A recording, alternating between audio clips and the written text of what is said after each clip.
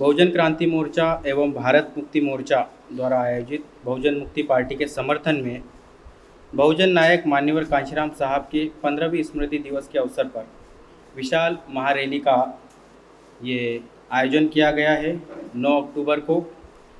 जिसका स्थान जो है वो है माता रमाबाई अंबेडकर मैदान, लखनऊ। यहाँ पर ये रैली होने जा रही है। ये रैली जो होने जा रही है इसको करने के पीछे इस उद्देश्य और इसके संदर्भ में आज के हमारे प्रेस कॉन्फ्रेंस के अध्यक्ष माननीय वामन मेश्राम साहब, राष्ट्रीय संयोजक बहुजन क्रांति मोर्चा यहाँ उपस्थित है।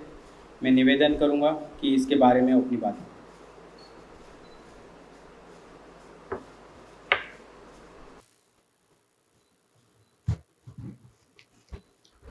पत्रकार बंधु,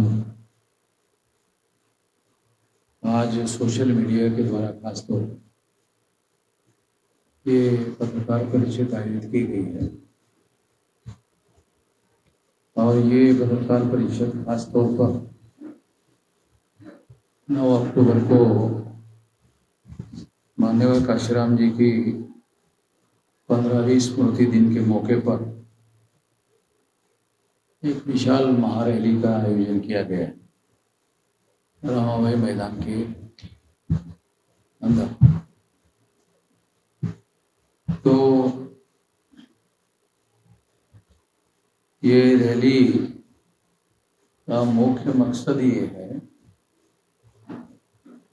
कि बहुजन क्रांति मोर्चा और भारत मुक्ति मोर्चा, ये जो गैर राजनीतिक संगठन है, आंदोलन करने के लिए बनाए गए संगठन है,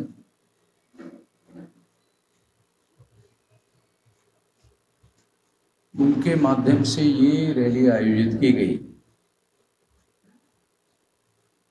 बहुजन क्रांति मोर्चा राजनीतिक संगठन नहीं है, भारत मुक्ति मोर्चा राजनीतिक संगठन नहीं है, मगर हम लोगों ने ये निर्णय किया कि 2022 के चुनाव में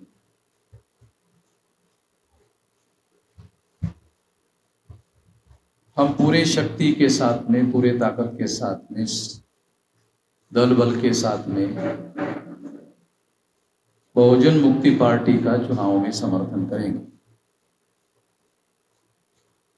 यदि वो गठबंधन में जाकर चुनाव लड़ते हैं तो, यदि वो 403 विधानसभा में चुनाव लड़ते हैं तो दोनों स्थिति में हम लोग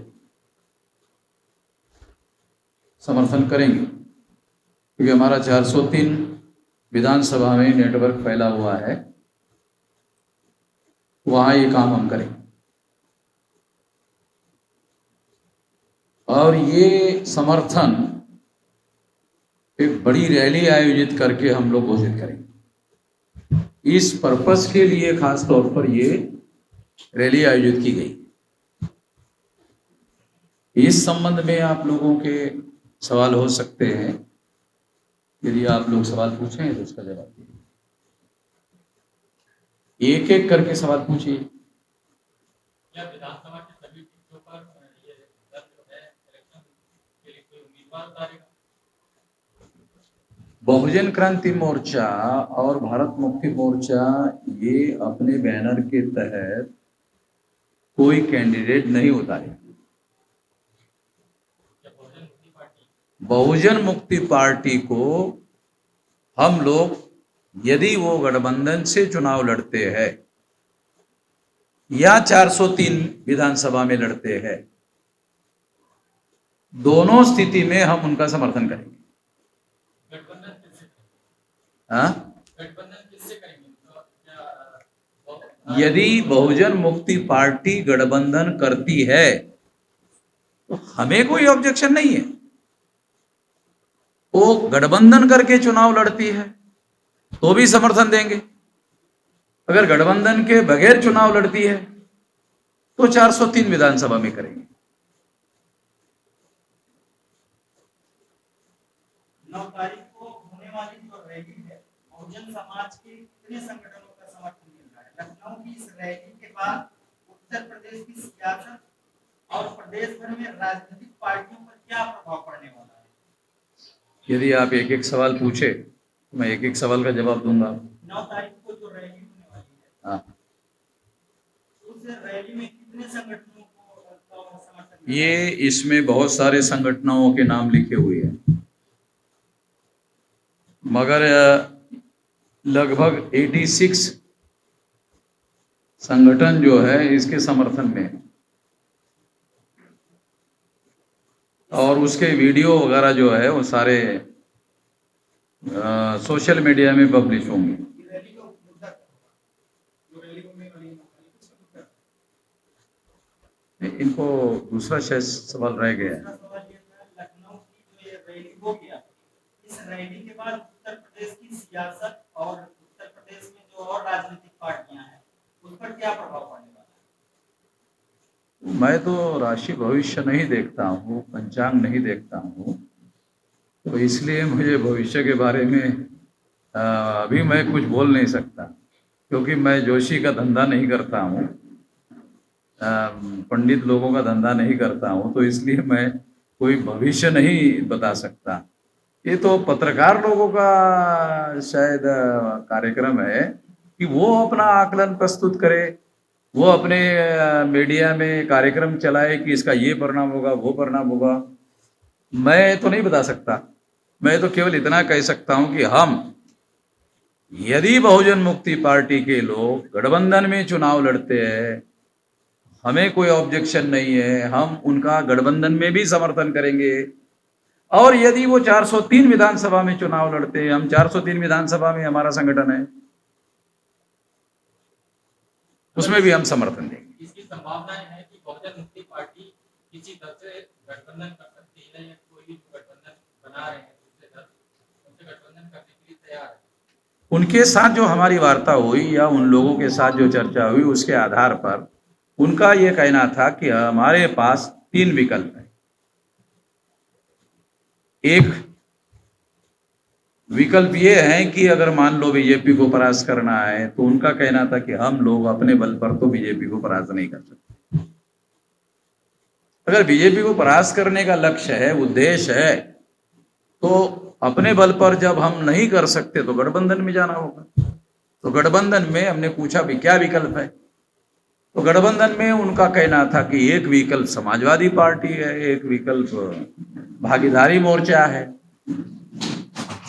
क्योंकि बहुजन समाज पार्टी तो मिश्रा जी और बहन जी की, तीसरा कोई आदमी तो उनको चाहिए नहीं,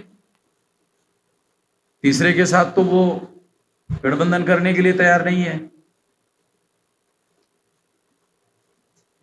तो ये उनका कहना था कि ये 2 विकल्प है, अगर इनके साथ होता है तो ठीक है, नहीं होता है तो 403 हम लड़ेंगे। तो हमने कहा 403 लड़ेंगे तो 403 में भी साथ देंगे। बहुजन मुक्ति पार्टी के सर कौन से मुद्दे में आप समर्थन कर रहे हैं? बहुजन मुक्ति पार्टी में जो स्टेट लेवल पर मुद्दे हैं, वो स्टेट लेवल पर मुद्दे में पहला मुद्दा तो ये है कि मायावती के काल में शेड्यूल कास्ट शेड्यूल ट्राइब के एट्रोसिटीज का जो कानून है, उस कानून के विरोध में उसने एक ऑर्डर निकाला है। वो ऑर्डर जो है पीछे लेना होगा, क्योंकि इस वजह से अत्याचार बढ़ रहे हैं और अत्याचार बहुत सारे बढ़ गए हैं। ये मतलब मीडिया में भी आया है।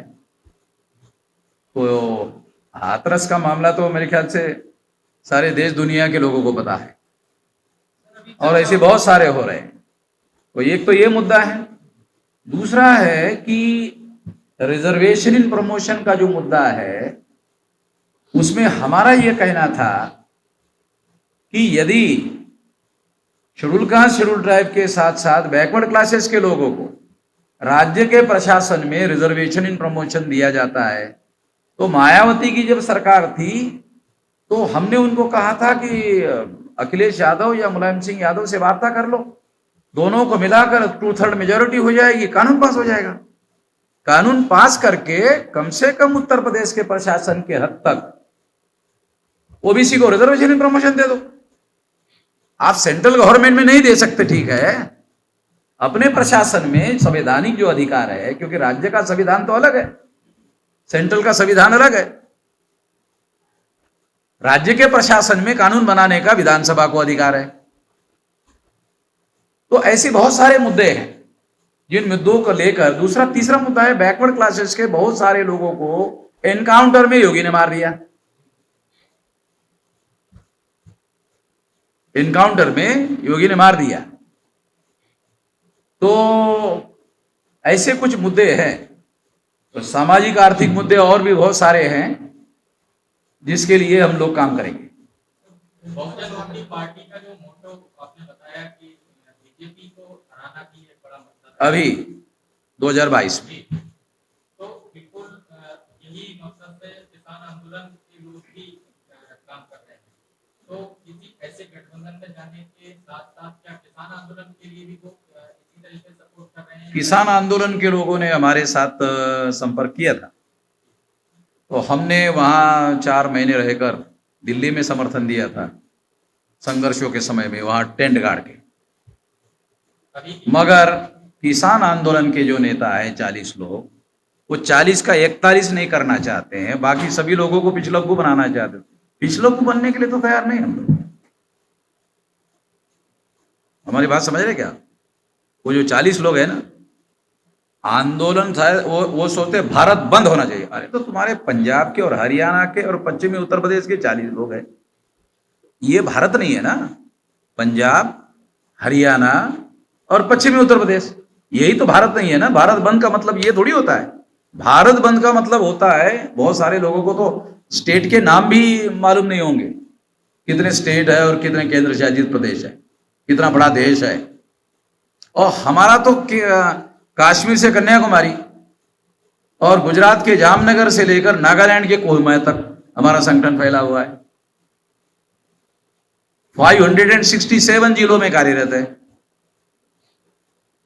तो पिछलग्गू बनाने के लिए तो इतना बड़ा आंदोलन खड़ा नहीं किया। आपको याद होगा काशीराम जी ने जब मुलायम सिंह जी को मुख्यमंत्री बनाने का ऐलान किया था, तब वाम से 13 स्टेट में 140 जिलों में थी, तब बनवाया था। अभी 31 स्टेट में 567 जिलों में 4000 से ज्यादा तहसीलों में 22,000 से ज्यादा ब्लॉक में और 1.5 लाख से ज्यादा गांव में है। किसान आंदोलन से आपकी क्या डिमांड है, मतलब क्या चाहते हैं? अरे मैं तो किसान का बेटा हूं, किसान की समस्या है, सही है उनका कहना सारा। वो कारपोरेटाइजेशन जो करना चाहते हैं, वो सारे किसानों को भूखमरी के कगार पर पहुंचाकर उनकी जमीनों को हड़पना चाहते हैं। 1956 को आपको याद होगा, नेहरू ने जमीन पर सीलिंग लगाने का कानून बनाया था। तो किसानों को जमीन मिली, किसान जमीन के मालिक हो गए। अब दोबारा वो जमीन जो है किसानों से लेकर उद्योगपतियों को देने का कार्यक्रम चल रहा है। ये जो कानून है वो इसके तहत है, तो हम तो इसके विरोध में हैं।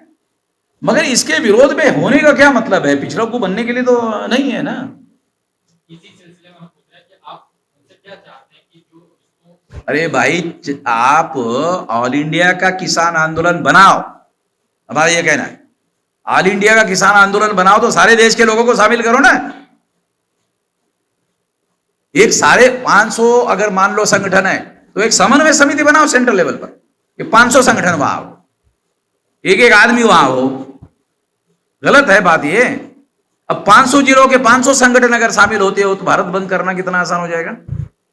केरला में अगर केरला बंद करना है, पंजाब के लोग जाकर के केरला बंद कर सकते हैं। केरला के लोग चाहिए ना, उसमें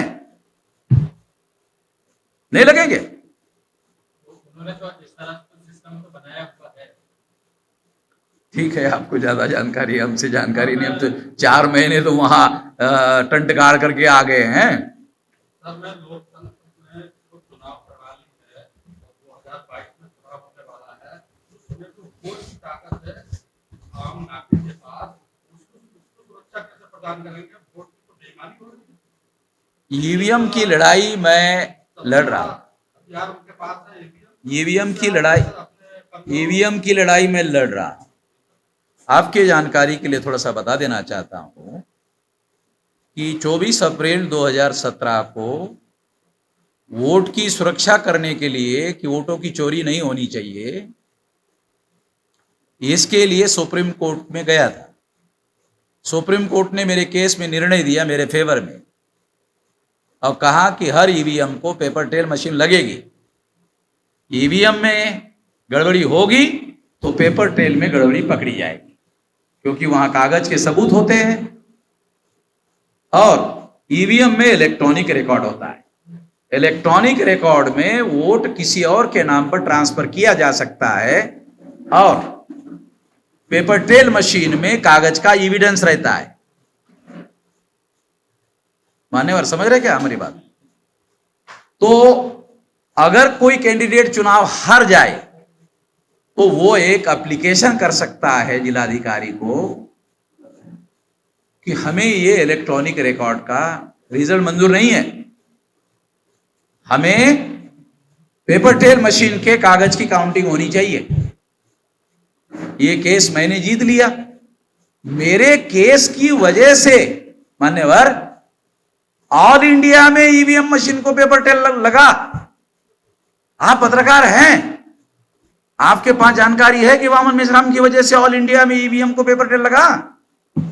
अगर लगा है, अगर आपको मालूम होता तो आप मुझे ये सवाल नहीं पूछते। मैं ये कह रहा हूँ और सवाल नहीं, मेरा कहने का मतलब तो आप समझ रहे कि नहीं? ये आप ही की वजह से हुआ। मतलब और पार्टियां हैं और लोग आ रहे हैं चुनाव में 2022 के, वो लोग सवाल नहीं कर रहे हैं। मायावती भी चुप है, मुलायम सिंह भी चुप है और तमाम पार्टी के लोग। ये अभी अखिलेश के तुमने तो कल बयान दिया था कि ईवीएम और डीएम भी कर सकते हैं,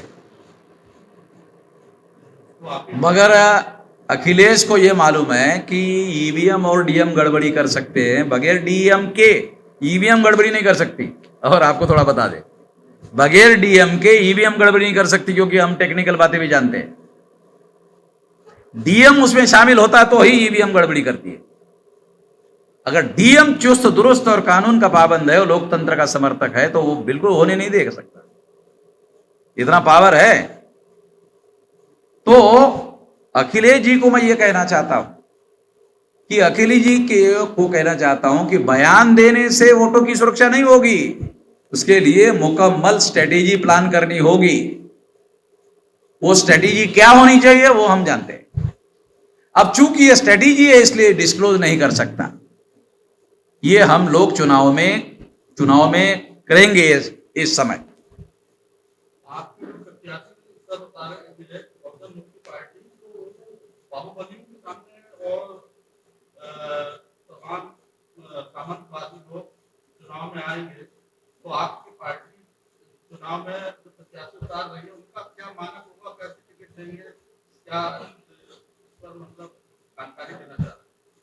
देखिए, बाहुबली जो है तो बहुजन समाज पार्टी जब शुरू में बनी थी ना, उस समय भी तो बाहुबली थे। तो काशीराम जी ने तो जवाब दिया था ना, उस समय नहीं दिया था।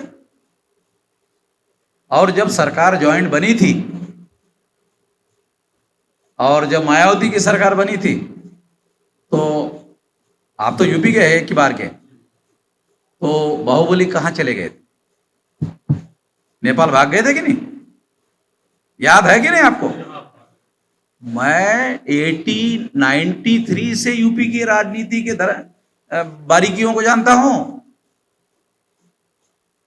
आपकी सर पार्टी में मिशन और कैडराइट लोग होते हाँ, हैं, उनको वरीयता के आधार पर उनको चुनाव में लाएंगे या बाहर से प्रत्याशी जो आएंगे उनको आप?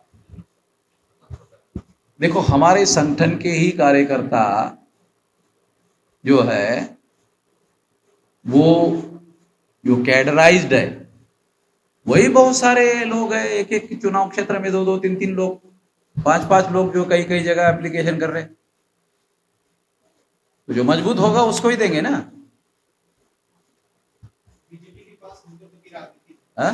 बीजेपी के पास हिंदुत्व की राजनीति, ऐसे में आप मुकाबला कैसे करेंगे? बीजेपी या आरएसएस या विश्व हिंदू परिषद जिसको हिंदुत्व कहते हैं वो ब्राह्मणत्व है, और मीडिया वाले उसको हिंदुत्व हिंदुत्व हिंदुत्व हिंदुत्व हिंदुत्व प्रचार करते रहते हैं और ब्राह्मणों का बचाव करते रहते हैं। मैं मीडिया कर्मियों को ये अनुरोध करता हूं कि वो हिंदुत्व को ब्राह्मणत्व लिखना शुरू करे, क्योंकि हिंदुत्व ने भारत में ब्राह्मणवाद मजबूत किया, ब्राह्मणों का डोमिनेशन मजबूत किया, ब्राह्मणों का राज मजबूत किया। तो प्रचार के लिए हिंदुत्व शब्द लाया गया है, वास्तविक तत्व तो ब्राह्मणत्व है। ब्राह्मण मजबूत हुआ। क्या लगता है यूपी में AIM-IM की एंट्री से बीजेपी मजबूत होगी या उससे एक फायदा हुआ उन लोगों का हिंदू मुसलमान करने के लिए। हिंदू मुसलमान, हिंदू मुसलमान, हिंदू मुसलमान, हिंदू मुसलमान। तो जो SC ST OBC के लोग तो जाहिल लोग है ना, जाहिल समझते हैं हैं? हिंदी में जिसको अनपढ़ कहते हैं, तो वो मुसलमानों की टर्मिनोलॉजी में उसको जाहिल बोलते हैं। तो ये SC ST OBC जाहिल लोग है। तो जाहिल लोगों को हिंदू तो क्या है ये कुछ समझ में नहीं आता। उनको तो लगता है अरे ये तो धार्मिक पार्टी है, बहुत अच्छी लोग है, सज्जनों की पार्टी है, धार्मिक। ये तो धार्मिक लोग नहीं है, हजारों साल से धार्मिक लोग है। जिसने सम्राट बृहदत्त मौर्य की हत्या की पुष्यमित्र शुंग ने, धार्मिक लोग है ये। हमारे मूल निवासियों का साम्राज्य था, मौर्य साम्राज्य था, वो मूल निवासियों का साम्राज्य था। उसका आखिरी सम्राट जो है पुष्यमित्र शुंग जो है ब्राह्मण, उसने सम्राट बृहदत्त मौर्य की हत्या की। आपका कहना है कि ब्राह्मणत्व की बात को आप कह रहे हैं कि वो लिखा जाना चाहिए, बोला जाना चाहिए हिंदुत्व की जगह। अब बहुजन मुक्ति पार्टी अगर किसी और से गठबंधन करती है, जिससे भी करती है, समाजवादी पार्टी या कोई भी अन्य दल, तो क्या आपको लगता है कि उनके अंदर ब्राह्मणवाद नहीं है? खुद अखिलेश यादव की खुद परशुराम की मूर्ति लगाना, कुंभ स्नान और विश्वकर्मा जयंती, ये सारी चीजों को वो प्रेशर दे रहे हैं, लगातार उनका ट्विटर हैंडल पे भी दिखाई देता है। तो ऐसे में उनके अंदर तो बेसिकली ओबीसी के बीच के ही दल है, तो उनके बीच जो ये ब्राह्मणवाद है, इससे कैसे तालमेल बैठे? अब ये सवाल मान लो अखिलेश जी ऐसा कर रहे हैं, तो ये सवाल अखिलेश जी को पूछने वाला नहीं है क्या? आप अखिलेश जी ऐसा कर रहे हैं, वो सवाल मुझे पूछ रहे हैं। आप ये पूछ सकते हैं, आपसे इसलिए पूछ रहे हैं क्योंकि इसकी संभावनाएं देखी जा रही है कि वो बीजेपी को परास्त करने के लिए एक दल अपना खुद का भी एक उद्देश्य है और आप भी चाहते हैं, बहुजन मुक्ति पार्टी भी चाहती है, और इस बेस पे गठबंधन हो सकता है, ऐसी संभावनाएं हमारे पास रिसर्च का डाटा अवेलेबल है। जब अखिलेश जी की सरकार आई थी तब भी 57% ब्राह्मणों ने बीजेपी को वोट दिया। 7% वोट है ब्राह्मणों के, 52% से ज्यादा है ओबीसी के। यूपी के आंकड़े बता रहा हूं, 7% है ब्राह्मणों के और 52% तो ऑल इंडिया का परसेंटेज है ओबीसी का। उत्तर प्रदेश का कम ज्यादा हो सकता है, मगर ब्राह्मणों से तो ज्यादा ही है। सर आप 40 साल से मैं ये कहना चाहता हूं कि यदि अखिलेश जी ओबीसी के लोगों को अपने साथ में लेने के लिए कोई अभियान चलाते तो नॉन यादव ओबीसी के लोग भी उनके साथ बड़ी संख्या में आते। ये तो जो टोटल 17% है उसका 57% वोट जो है बीजेपी को पड़ा था जब अखिलेश जी की सरकार बनी थी। अखिलेश जी की जब सरकार बनी तब भी ब्राह्मणों ने 17% से ज्यादा वोट नहीं दिया। 17% का मतलब है 17% का मतलब है 83% वोट ब्राह्मणों के समाजवादी पार्टी के विरोध में थे। हमारे पास उसका सारा रिसर्च का डाटा है, उसके आधार पर बोल। सर अभी आपने 40 और इसमें कोई फर्क नहीं पड़ने वाला है। सर अभी आप 40 वर्षों से ब्राह्मण विदेशी तरीका के खिलाफ हैं, परंतु हाल ही में छत्तीसगढ़ के मुख्यमंत्री के पिता माननीय कुमार बघेल जी ने जैसे ही ब्राह्मण विदेशी कहा उन्हें जेल में डाल दिया, ऐसा क्यों? देखो ऐसा है, सारे देश भर में कहीं पर भी इशू नहीं बना, वो छत्तीसगढ़ में बन गए। मगर वो तो सारे देश के लिए था इशू, वो इशू तो केवल छत्तीसगढ़ का नहीं था। उन्होंने जो मुद्दा उठाया था वो केवल छत्तीसगढ़ के लिए तो नहीं उठाया था ना। मगर वो समस्या छत्तीसगढ़ में क्यों बनी? वो है बैकवर्ड क्लासेस के, उनका लड़का मुख्यमंत्री है, कांग्रेस के अंदर है, और कांग्रेस के अंदर एक गुट ऐसा है टीएस बाबा का, वो मुख्यमंत्री बनना चाहता है। तो उन्होंने उसको हवा दिया। तो मौका उनको मिला कि ये इस बात को हवा देने से इनको मुख्यमंत्री पद से हटाकर टीएस बाबा को मुख्यमंत्री बनाया जा सकता है, इसलिए वो इशू बना छत्तीसगढ़ में। सारे देश भर में कहीं पर भी इशू नहीं बना। तो इसलिए मुख्यमंत्री के पिता ने खुद ही सरेंडर करवा दिया। अब जैसे ही वो सरेंडर हो गए, मुख्यमंत्री पद पक्का हो गया। जो लोग उनके खिलाफ आंदोलन चल रहे थे इनको हटाने का, वो खत्म हो गया इनके केवल सरेंडर करने से। और 4-5 दिन रहकर फिर वापस आ गए। मुझे टेलीफोन आया कि मैं यूपी में दोबारा आना चाहता हूं। मैं आ जाओ, आपका स्वागत है। अगला सवाल सर मीडिया को लेकर है। हाँ, 2014 में जब चुनाव था तो बीजेपी को मजबूत करने के लिए और उसको प्रोजेक्ट करने के लिए जो इलेक्ट्रॉनिक मीडिया और प्रिंट मीडिया, खबर और टीवी चैनल में सारे अखबार में उन्होंने सिर्फ मोदी जी के बारे में बात। और 2022 में विधानसभा का चुनाव है और योगी के बारे में भी एक्सप्रेस में खबर छपी थी कि योगी के नेतृत्व में उत्तर प्रदेश का मतलब कि बढ़ाया जा रहा है, जबकि वो उस एक्सप्रेस के फ्रंट पेज पे कलकत्ता के ओवरब्रिज का तस्वीर छापा गया था, अमेरिका की फैक्ट्री का तस्वीर छापा गया था। यानी कि दूसरे देशों के विकास को भारत का विकास बनाकर दिखाकर प्रोजेक्ट किया जाता है। इस पर आप क्या? देखो, मूलतः भारत के विकास के एजेंडे से मैं सहमत नहीं। मैं ये सहमत ना हूं, इसके लिए कारण बताता हूं।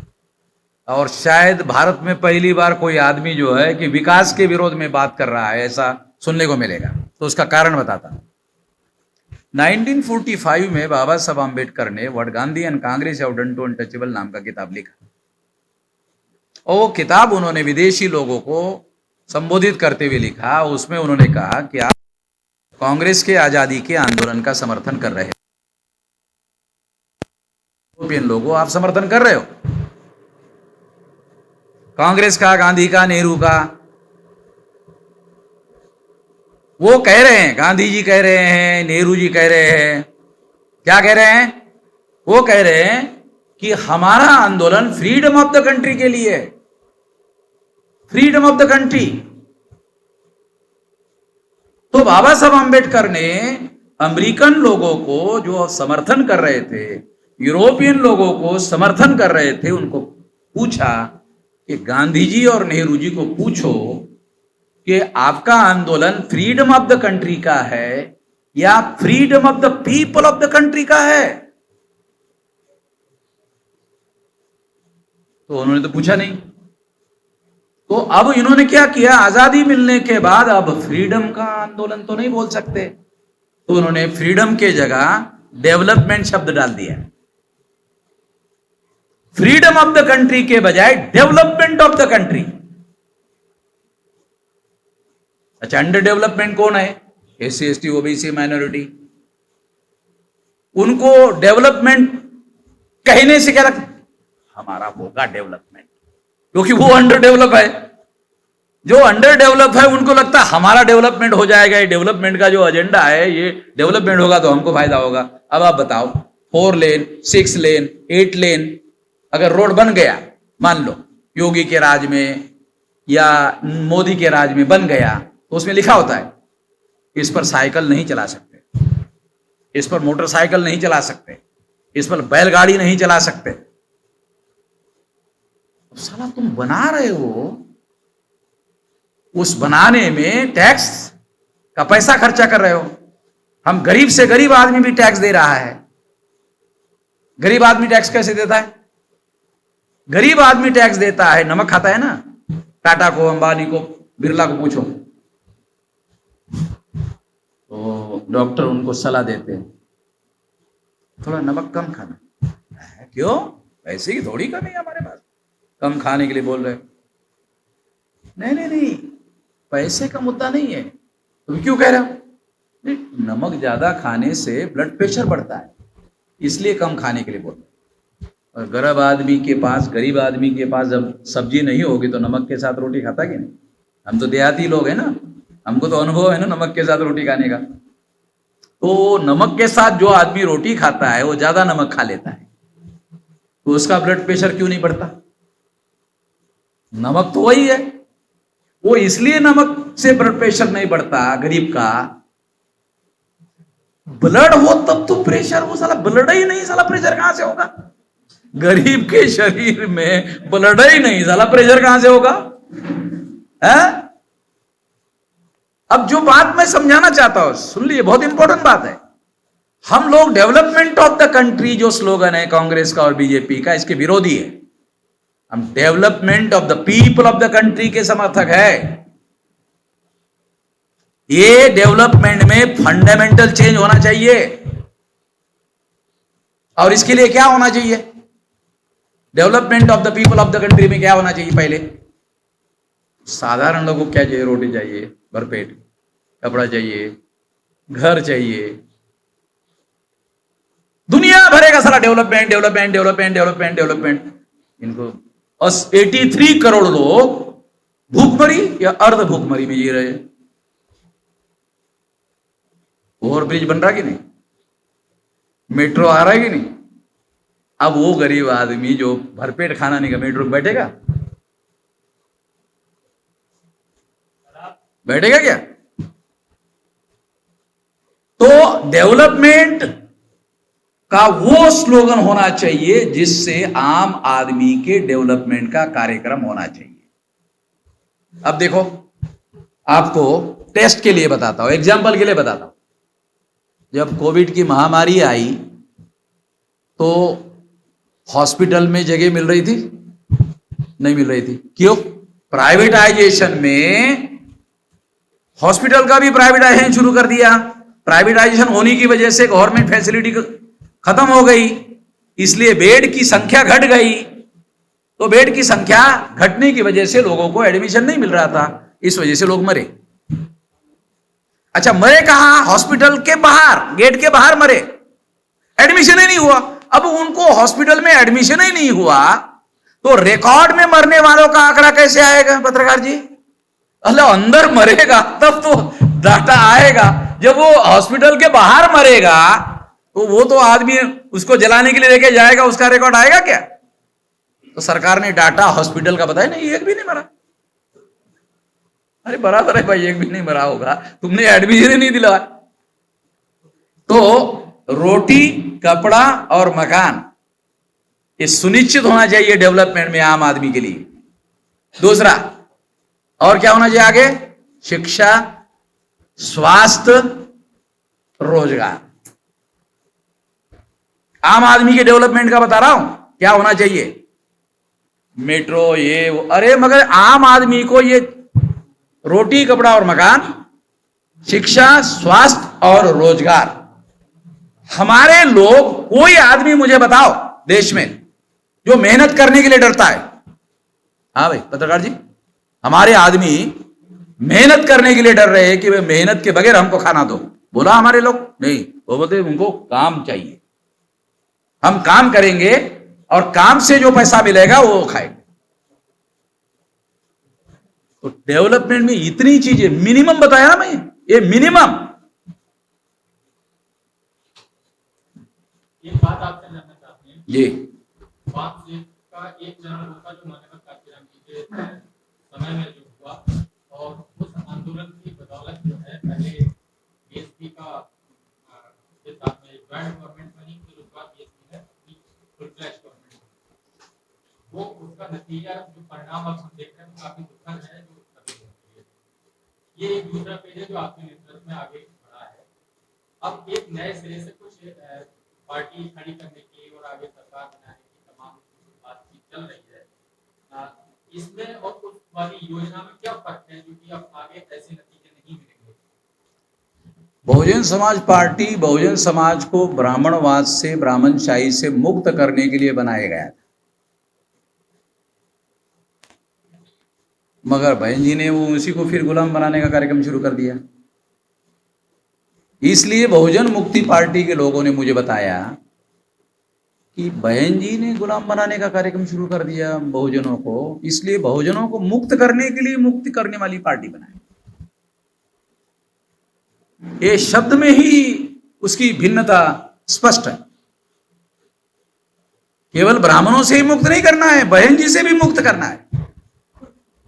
बहुजन समाज पार्टी नारा लगा रही है बहुजन हिताय बहुजन सुखाय, भाजपा लगा रही है सबका साथ सबका विकास।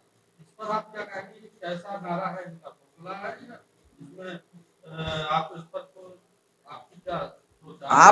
आप यूपी में रहे नहीं रहे क्या? अभी बहुजन समाज पार्टी का बहुजनों का साथ, बहुजनों का विकास नहीं रहा। सर्वजन हिताय सर्वजन सुखाय, ये तो दुनिया में बुद्ध ने बहुजन हिताय बहुजन सुखाय का नारा लगाया था। ऐसा नारा तो बुद्ध ने भी नहीं लगाया। बुद्ध जानते थे कि जिसका विकास हो गया उसका विकास करने की जरूरत नहीं है, इसलिए कहा बहुजन हिताय। बुद्ध ने ये नहीं कहा सर्वजन हिताय, बुद्ध ने क्या कहा? बहुजन हिताय। जिसका विकास हो गया है उसको माइनस करो, जिसका विकास नहीं हुआ है वो बहुसंख्य है, इसलिए बहुजन हिताय। मायावती बुद्ध से थोड़ा 1 इंच बड़ी है, ये अब क्या करे, वो बुद्ध से 1 इंच ज्यादा बड़ी तो नहीं बता सकता, 1 इंच बड़ी है, तो इसलिए उसने डाला का सर्वजन हिताय सर्वजन सुखाय। मेरा सवाल का जवाब पूरा नहीं है कि आपने कहा कि बहुजन समाज पार्टी ने जो कुछ किया उसको बहन जी ने बहुजन समुदाय को गुलाम बनाना शुरू कर दिया, लेकिन हम ये जानना चाहते हैं वो रणनीति, वो शिक्षा, वो तालीम, वो योजना, वो विचार दर्शन जिसके आधार पर बहुजन आंदोलन मानव काशीराम के समय में चला था, उसमें और अब में क्या फर्क है कि कोई एक व्यक्ति ने उस आंदोलन को खराब कर दिया क्या? अगर ऐसा है तो ये आगे भी कोई एक व्यक्ति कर सकता है खराब? आम आदमी जो है ना, आम आदमी, हमारे देश में आम आदमी की जो साइकी है, वो अनपढ़ है, गवार है, वो बहुत सारी बातें नहीं समझता है। अब राजनीति जो है वो आम आदमी को राजा बनाने की नीति है, ये आम आदमी समझता नहीं है। जिस दिन समझ जाएगा कि वोट जो है वो देने के लिए दिया हुआ अधिकार नहीं है, वोट जो है राजा बनाने के लिए दिया हुआ अधिकार नहीं है, बनाने के लिए, राजा बनने के लिए दिया हुआ है। तो आम आदमी क्या सोचता है मान्यवर? नहीं, बनाने के लिए अधिकार है, बनाने के लिए दिया हुआ मानता है, बनने के लिए दिया हुआ नहीं मानता। जिस दिन ये फर्क हो जाएगा उस दिन वो अपने समाज को बनाने के लिए काम करेगा। आम आदमी इस बात को अभी भी पूरी तरह से नहीं समझ रहा है, इसलिए इंडिविजुअल के झांसे में आता है, प्रभाव में आता है, और वो व्यक्ति जिसके प्रभाव में आता है वो व्यक्ति उसका अपने मकसद के लिए इस्तेमाल करता है। मायावती का उदाहरण इसमें लागू पड़ता है। तो हम ये कह रहे हैं कि इस बात को ध्यान में रखते हुए इसमें एक मौलिक चेंज किया गया है। वो मौलिक चेंज क्या है? वो मौलिक चेंज जानना बहुत जरूरी है। वो चेंज क्या है? बुजुर्ग कहते हैं कि हाथी के पागल होने की संभावना होती है। मतलब वो बहुजन समाज पार्टी का हाथी नहीं तो आप बोले अरे बहुजन समाज पार्टी का हाथी बोले, नहीं नहीं नहीं नहीं, बुजुर्ग ऐसा कहते हैं कि हाथी के पागल होने की संभावना होती है, इसके पहले कि हाथी पागल हो जाए महावत खड़ा कर देना चाहिए। हम लोग महावत खड़ा करने में लगे हुए हैं, पिछलग्गू बनने के लिए नहीं। बहुत सारे लोग उस समय इन बातों को नहीं जानते थे, तो वो पिछलग्गू बनने का काम करते रहे बहन जी का, फिर उसके ही पिछवाड़े पे लात मार के भगा दिया। जितने भी पिछलग्गू थे ना मायावती के साथ में, वो उनको भी पिछवाड़े पे लात मारा मायावती ने। एक समय आया। अब ये जो है वाम से भारत मुक्ति मोर्चा, बहुजन क्रांति मोर्चा जो है, ये महावत खड़ा करने का कार्यक्रम है, अपने उद्देश्य और लक्ष्य को पूरा करने के लिए। ये फर्क है। इसलिए हम क्या कह रहे हैं? हम बहुजन मुक्ति पार्टी को समर्थन बाहर से देंगे। फर्क समझ में आ रहा है? बाहर से देंगे, पिछलगू बनकर नहीं देंगे। तो ऐसा तो पहले भी रहा है। गलत बात है, हम लोग चलाने वाले में से है भाई। शिवपाल जी शामिल होंगे इस बार? हाँ? इस बार शिवपाल जी शामिल होंगे कि नहीं इसराइली? पर्चा मिला क्या? नहीं मिला? देना चाहिए ना। कार्यकर्ता इसमें शिवपाल जी का तो कोई नाम है नहीं है। बहुत लोगों के नाम है मगर शिवपाल जी का नाम नहीं है इसमें। तो 9 अक्टूबर को आप रैली बुला रहे हैं, बहुत बड़ा सम्मेलन बुला रहे हैं लखनऊ में, उस पर कोई मैसेज देना चाहेंगे क्या मैसेज? हमारा तो सबसे बड़ा मैसेज ये है कि अब की बार उत्तर प्रदेश का चुनाव केवल चुनाव नहीं है, सेमीफाइनल है। 2022 सेमीफाइनल है, 2024 में फाइनल है। जो लोग सेमीफाइनल में हार या जीत जाएंगे वो लोग 2024 में हार या जीत जाएंगे, इतना इंपॉर्टेंट है। और इस बात को ध्यान में रखते हुए उत्तर प्रदेश का जो इलेक्टोरेट है, मतदाता है, उसको वोट करना चाहिए। जहां तक पंचायत राज में बीजेपी का एक जगह 4था नंबर आया, एक जगह 5वां नंबर आया, एक जगह 6वां नंबर आया, एक जगह 7वां नंबर आया, तो पंचायत राज में तो लोगों ने बता दिया कि ये हमारे नंबर में शामिल बीजेपी नहीं है। मगर मेरा अभी आकलन ये है कि चुनाव तो बीजेपी जीतेगी, क्योंकि बीजेपी के विरोध में कांग्रेस, समाजवादी, बहुजन समाज पार्टी, भागीदारी मोर्चा, चार जगह हिस्सेदारी होगी। उधर तो एक ही हिस्सा है, ये 4 जगह वोट डिवाइड होगा। तो इसलिए ज्यादा संभावना है बीजेपी के ही चुनाव जीतने की, ज्यादा से ज्यादा। अखिलेश जी का यह कहना कि जनता ने फैसला कर लिया है बीजेपी को हरवाने का और समाजवादी को जितवाने का, अगर यही सोच उनका रहा तो रिजल्ट के दिन पश्चाताप करने का समय आएगा। अभी लिख लो, इसको रिकॉर्ड कर लो।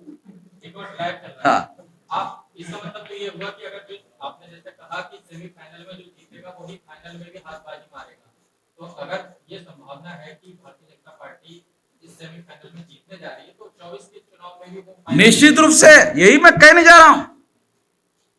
और ये समझदारों को इशारा है कि समझो, इसके लिए कह रहा हूं। अगर आप अपनी पिटाई करवाना चाहते हो, के लिए ये कौन से लेवल का मैच है, सेमीफाइनल, क्वार्टर फाइनल, फाइनल, किस तरह? नहीं, ये तो हम कह रहे हैं, हम तो बहुजन मुक्ति पार्टी के कोई अधिकारी नहीं है।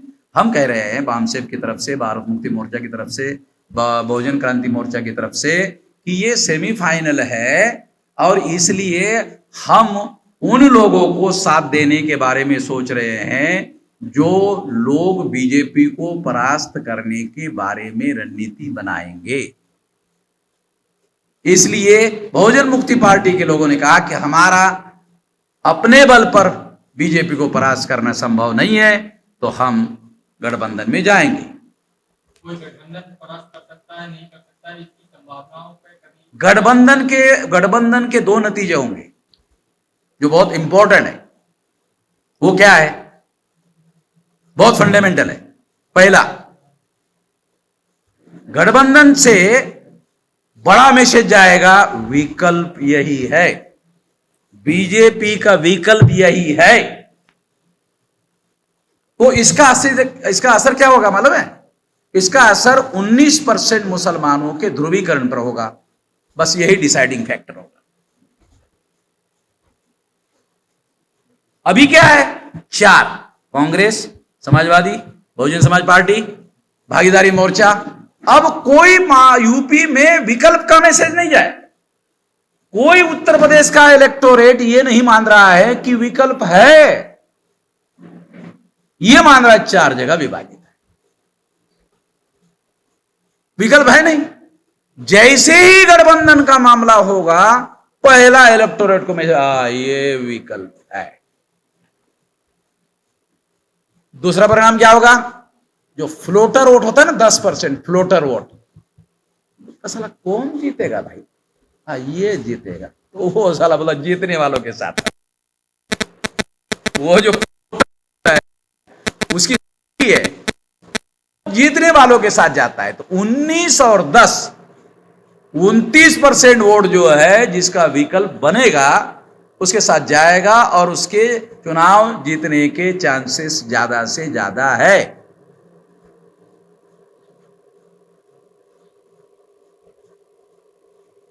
कोई सवाल हो? बहुजन समाज पार्टी का जो कार्यकाल रहा या समाज पार्टी ने जो भी काम किया उसके काम का क्या हासिल लगता है कि आज है?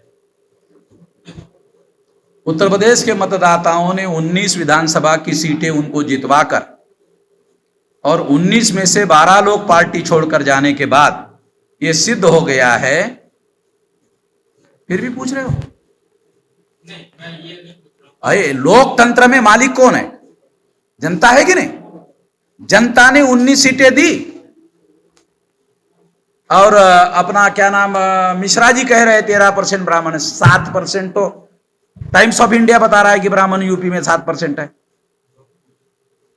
मिश्रा जी कह रहे 13% है।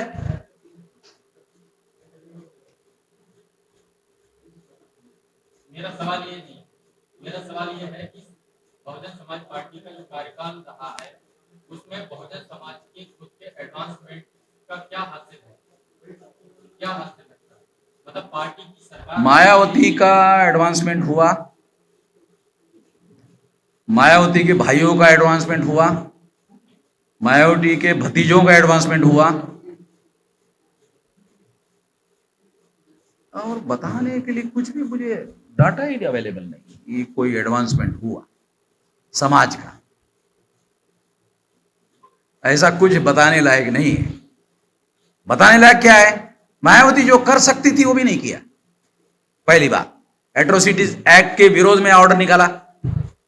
नो रिजर्वेशन इन प्रमोशन के बारे में मिश्रा जी ने कहा, बहन जी अगर आप रिजर्वेशन इन प्रमोशन दे देती हो जैसे सुप्रीम कोर्ट ने आपको कहा कि आप दे सकते हैं, सुप्रीम कोर्ट ने कहा स्टेट गवर्नमेंट चाहे तो रिजर्वेशन इन प्रमोशन दे सकता है, ऑर्डर है सुप्रीम कोर्ट का।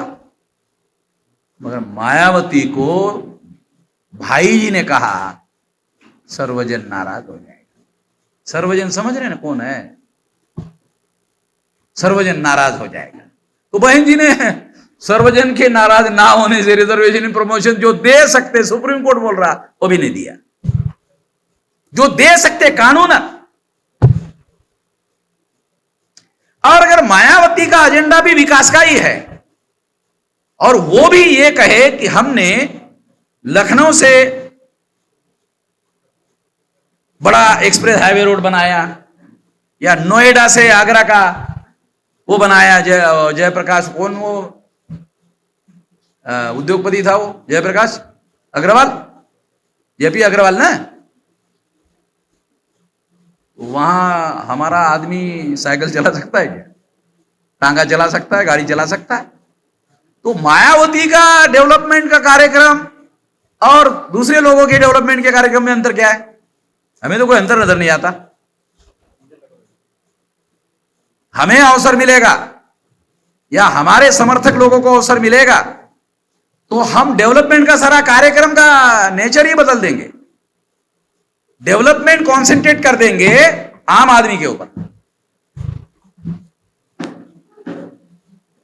2022 का जो चुनाव विधानसभा का होगा उसमें जो बहुजन मुक्ति पार्टी अपने प्रत्याशियों को उतारेगी उसका चुनाव चिन्ह क्या होगा? अब उसका चुनाव चिन्ह मैं कैसे बता सकता हूं? उनके पास तो है ही नहीं, ऐसा बता रहे थे। उनके पास चुनाव चिन्ह है नहीं, था उनके पास था खटिया है। अब वो चुनाव आयोग बोलता है कि अब तो खटिया ओपन हो गया, मगर पिछले विधानसभा में फिर भी 90% लोगों को खटिया ही दिया था। तो इस बार 2022 में जो पूर्ण बहुमत की किसी की सरकार बनने जा रही है उसमें आप क्या कहेंगे? काशीराम जी ने तो हमेशा लंगड़ी सरकार उत्तर प्रदेश में कोशिश की कि कोई एक सेंटर में आप बात को थोड़ा घुमाइए मत। सेंटर में हम इधर ही है 92 से, हाँ इधर ही है हम। वो सेंटर में लंगड़ी सरकार चाहिए। सेंटर में भी उत्तर प्रदेश में अपनी सरकार लंगड़ी कैसे रखेंगे? आपकी सरकार आ रही है, हाँ, आप सरकार बनाने जा रहे हैं। हम तो पार्टी नहीं है हमारे पास तो सरकार का, हम समर्थन देंगे। पार्टी को आप किस तरीके से देख रहे हैं, क्या किस तरीके से वो चुनाव लड़े? देखो गठबंधन के स्थिति में हालात उत्तर प्रदेश के बदल सकते हैं, गठबंधन के स्थिति में हालात बदल सकते हैं, मगर एक और खतरा है समाजवादी पार्टी के सामने। पोस्ट इलेक्शन स्ट्रेटेजी अभी समाजवादी पार्टी के पास नहीं है, बिफोर इलेक्शन स्ट्रेटेजी भी पर्याप्त नहीं है। पोस्ट इलेक्शन में बीजेपी को बहुमत नहीं मिला तो बहन जी को मुख्यमंत्री बना देंगे। ये खतरा अभी भी समाजवादी पार्टी के लोगों को ध्यान में नहीं आ रहा है। मायावती को कोई एतराज ही नहीं है अगर बीजेपी उसको मुख्यमंत्री बना दे। ये कोई नई कहानी तो बता नहीं रहा हूं मैं। अगर मायावती सेंटर में बीजेपी को समर्थन दे दे तो बीजेपी को यूपी में समर्थन देने के लिए क्या एतराज है समाजवादी के बजाय? मान्यवर समझ रहे क्या? तो समाजवादी पार्टी के पास अभी तक एडेक्वेट स्ट्रेटेजी नहीं है before election and after election. Post election दो स्ट्रेटेजी प्लान करना पड़ेगा समाजवादी पार्टी को।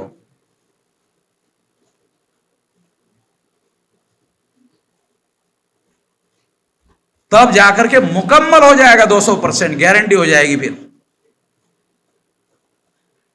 हम तो ये सारा आकलन जो है, अगर कोई गठबंधन हो जाता है उसके 8 दिन में बता देंगे किसकी सरकार आने वाली, और देखना फिर कैसे होता।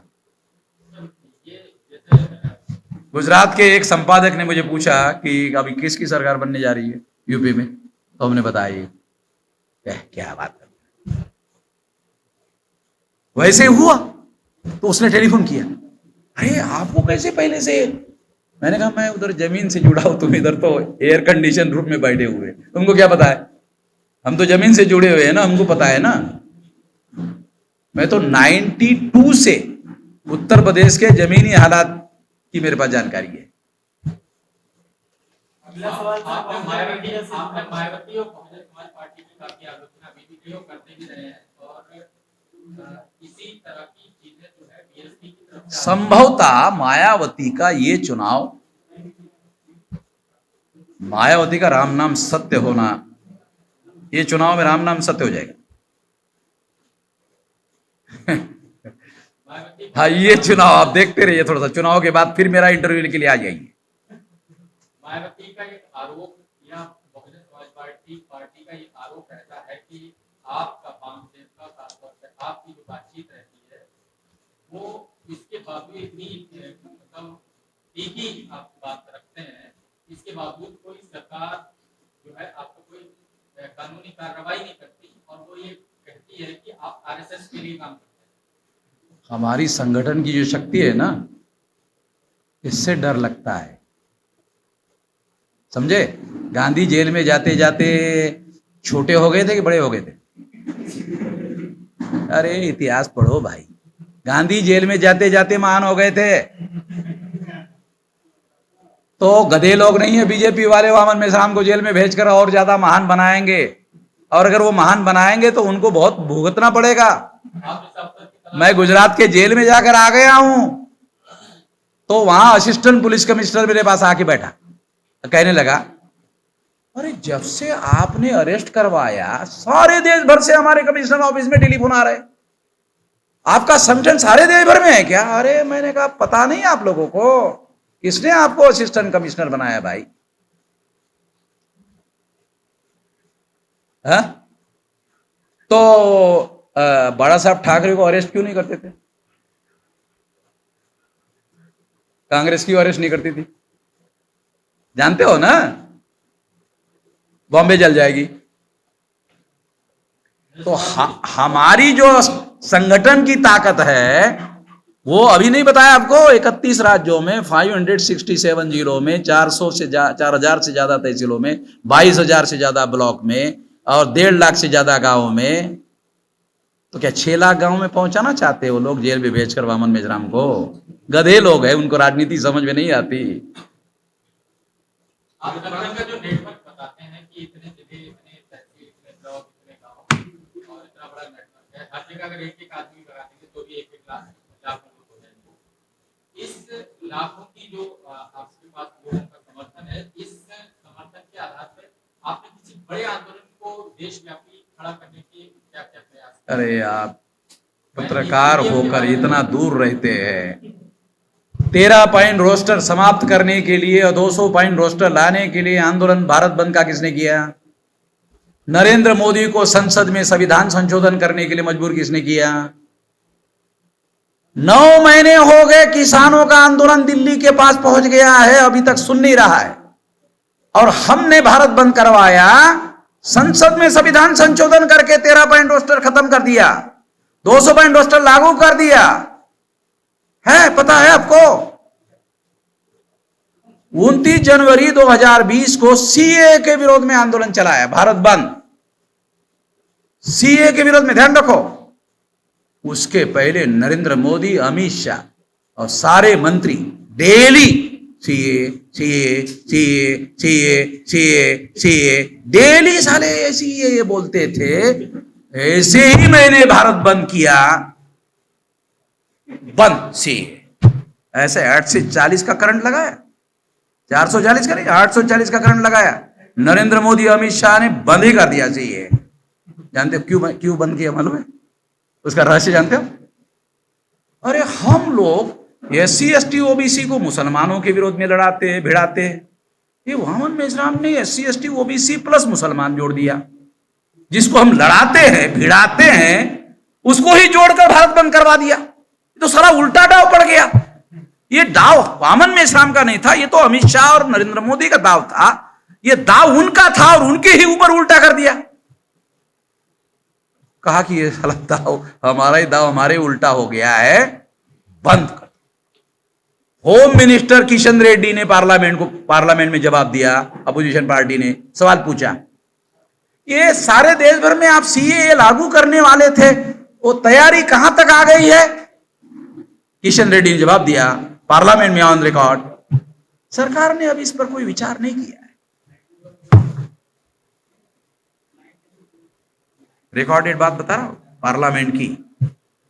अभी राय है, होम मिनिस्टर अभी राय है, राज्य मंत्री दोबारा पूछा, दोबारा वही जवाब दिया। तो आपका सवाल का जवाब मिल गया ना? अभी आप जिस तरह से बता रहे हैं कि सीएए या दूसरे तमाम चीजों को आप बता रहे हैं कि आपने जैसे ही भारत बंद ने किसी तरह के ऐसे कार्यक्रम को लिया, वैसे ही सरकार को पीछे कदम लेना पड़ा अपना। इसी तरीके का मामला जैसे कि प्राइवेटाइजेशन का है, जिससे कि बहुत बड़े पैमाने पर बहुजन समुदाय को ही सबसे बड़ा नुकसान होना है इसमें। ऐसे किसी मुद्दे जिसमें कि रोजगार इफेक्टेड होगा, जिससे कि उनकी अर्थव्यवस्था, उनका जीवन स्तर प्रभावित होगा, ऐसे मामले में आपने कोई उनको पीछे कदम हटाने के लिए मजबूर क्यों नहीं किया? क्योंकि ये बीजेपी और कांग्रेस और बीजेपी दोनों का एक ही एजेंडा वाला कार्यक्रम है। ये केवल बीजेपी का कार्यक्रम थोड़ी है, ये केवल कांग्रेस का कार्यक्रम थोड़ी है। और बीजेपी के साथ जो गठबंधन वाले लोग हैं, कांग्रेस के साथ जो गठबंधन वाले लोग हैं, वो तो उनके साथ लगे रहते हैं, इसलिए वो भी उनके साथ ही जाते हैं।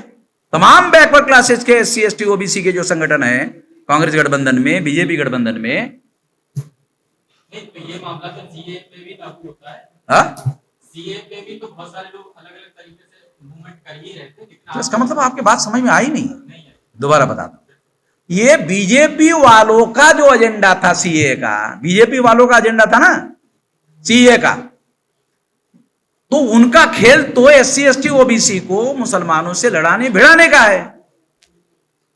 मगर जब उन्होंने देखा कि ये वामन मेश्राम ने SC ST OBC प्लस मुसलमान इकट्ठा कर लिया सीए, तो इस सीए एक ऐसा मुद्दा हो गया जिस मुद्दे पर SC ST OBC के साथ मुसलमान जुड़ सकता है। तो ये रणनीति सारी की सारी RSS, विश्व हिंदू परिषद और बीजेपी की रणनीति फेल हो रही थी। आप समझ नहीं रहे मान्यवर। चलो, आपको जितना समझ में आता है आप समझ लीजिए। जैसे इस मुद्दे पर कभी SC ST OBC माइनॉरिटी को आपने एकजुट कर लिया और उनको पीछे हटने मजबूर किया।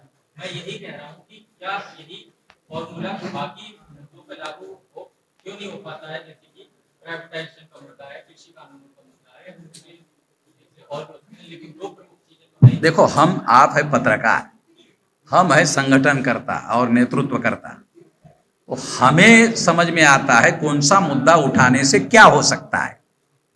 तो आप अपना काम करिए, हमको अपना काम करने दीजिए। हाँ, तो इसीलिए तो हम भी आपको जवाब दे रहे हैं। हम आपको जवाब नहीं दे रहे ऐसी थोड़ी बात कर रहे हैं। हम कहाँ कह रहे हैं कि आपको सवाल पूछने का अधिकार नहीं है। हम ये कह रहे हैं कि आपको सवाल पूछना है, मगर फैसला कौन से मुद्दों पर आंदोलन करना है वो तो हमारा मामला है ना। ठीक है, हम उस प्रयास की बात कर रहे हैं कि वही चीज दूसरी जगह कामयाब क्यों नहीं हो पाती। देखो, आपको मैंने कारण बताया कि प्राइवेटाइजेशन का जो एजेंडा है वो अकेले कांग्रेस का या अकेले बीजेपी का एजेंडा नहीं है। ये कांग्रेस बीजेपी सबका एजेंडा एक ही है। इस मुद्दे पर अगर सीएए के विरोध में बात किया जाए तो कांग्रेस के लोग भी आ जाएंगे आंदोलन में, मगर प्राइवेटाइजेशन के विरोध में आंदोलन करेंगे तो कांग्रेस जो है वो संगठन के तौर पर और अपने लोगों के तौर पर पब्लिक में बयान नहीं देगी, मगर सारे संगठन को बता देगी कि इस आंदोलन से दूर रहो। जो SC ST OBC के लोग, माइनॉरिटी के लोग उनके साथ में है ना, उनको भी खामोश कर देगी, चुप रहो। कृषि कानूनों पर तो है, हाँ, कृषि कानूनों पर तो बाकी दल जो है साथ में है ना कि इसके विरोध अभी भी बयानों में ही है। जब अगर सरकार आएगी ना, कल मान लो कांग्रेस की सरकार आ गई, कांग्रेस की सरकार आने के बाद में जो उद्योगपति उनको चुनाव में चंदा देंगे वो लोग चुप हो जाएंगे, और चंदा दिए बगैर ये चुनाव जीत पाएंगे? कांग्रेस के पिछले चुनाव मैनिफेस्टो को स्टडी किया,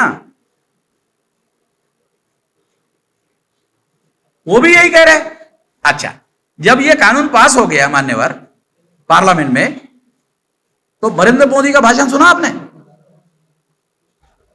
अरे आप भरी सभा में पार्लियामेंट के अंदर, अरे आप लोग जो लागू करने की कोशिश कर रहे पिछले कई सालों से, आप लागू नहीं कर पाए, हमने लागू कर दिया। अरे कुछ नहीं तो धन्यवाद तो कहो।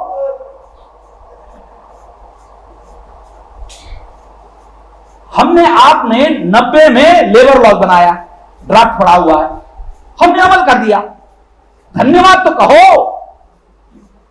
विरोध कर रहे हो, आप ही का पार्लियामेंट में रखा हुआ ड्राफ्ट जो है हमने अमल करवा दिया। अब इसमें जा रहा है, प्रैक्टिकल बता रहा हूं, ये पार्लियामेंट के अंदर की बात है। पत्रकारों को ये बारीकियों को ज्यादा ध्यान देना जरूरी होता है, मुझे ध्यान देना पड़ रहा है। इश्यू तो रेज करने पड़ते हैं ना। हमारे संगठनकर्ता की जिम्मेदारी है कौन सा इश्यू कौन से समय में उठाया जाए, मगर प्राइवेटाइजेशन के लिए आने वाले समय में भारत बंद करवाया जाएगा। एक आखिरी सवाल, आज ही के दिन जो है दिल्ली में मासा करके पूरा मोर्चा बना है। कौन सा मासा? मजदूरों का कोई मोर्चा बना है, मजदूर संगठनों का। अच्छा, और वो इसी मामले में कोई कन्वेंशन करना है, संभावित इसी, क्योंकि इन्हीं दिनों में वो लागू किए गए नए लेबर कोड, उसमें कोई भारत बंद या हड़ताल का कुछ शायद प्रोग्राम है, तो ऐसा कुछ बनेगा तो शायद आपकी तरफ से सपोर्ट, वो हमको समर्थन मांगेंगे तो उस पर विचार करेंगे। बोलो। आखिरी सवाल सर, बहुजन मीडिया से जुड़ा हुआ है। हाँ, माननीय काशीराम साहब नोएडा में बहुजन संगठन का मीडिया सेंटर खोलना चाहते थे। बहुजन समाज पार्टी चाहती तो मीडिया सेंटर खोल सकती थी, लेकिन माननीय काशीराम साहब के जाने के बाद वो कार्य पूरा नहीं हो सका। और आज के वर्तमान परिस्थितियों में ये है कि बहुजनों का कोई अपना मीडिया नहीं, तो बहुजनों का मीडिया खड़ा करने के लिए इस पे आपके क्या? दो तीन बात हम करेंगे, हमको जैसे अवसर मिलेगा। भविष्य का मीडिया सोशल मीडिया, अभी वो ये जो प्रिंट मीडिया है, ये जो चैनल वाला मीडिया है, इलेक्ट्रॉनिक मीडिया, ये अभी भविष्य का मीडिया नहीं है, भविष्य का मीडिया सोशल मीडिया है।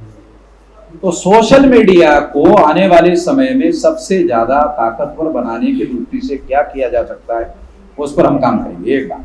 दूसरा, इसका राष्ट्रीय स्तर पर संगठन बनाएंगे, क्योंकि हमने ये देखा कि इसमें 90% जो सोशल मीडिया में काम करने वाले जो मीडिया कर्मी है वो SC ST OBC माइनॉरिटी के लोग, क्योंकि यहां बहुत ज्यादा साधन संसाधन की जरूरत नहीं है। दूसरा, तीसरा, इनके ऊपर भी आने वाले समय में अन्याय बढ़ने वाला है स्टेट का।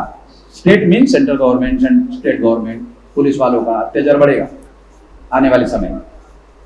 तो इसलिए ये 3 मुद्दे रहेंगे जिसको आधार बनाकर हम बड़ा स्ट्रेटेजी प्लान करेंगे।